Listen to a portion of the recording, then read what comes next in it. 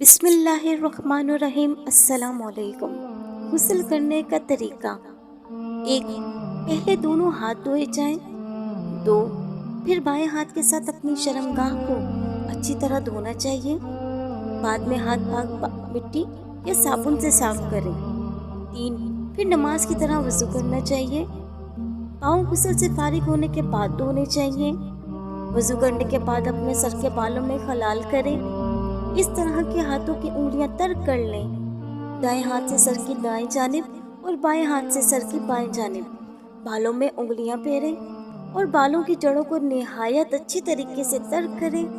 फिर 3 चुल्लू पानी भर के सर पर डालें। फिर बाकी सारे जिस्म पर पानी बहाएं। सबसे आखिर में पाँव धोएं। गुस्ल दाएं जानिब से शुरू करें।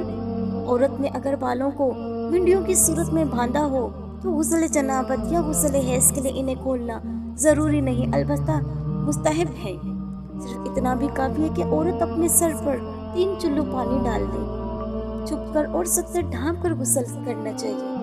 ठहरे हुए हौज़ वगैरह या पानी में गुस्ल जनाबत नहीं करना चाहिए। वीडियो पसंद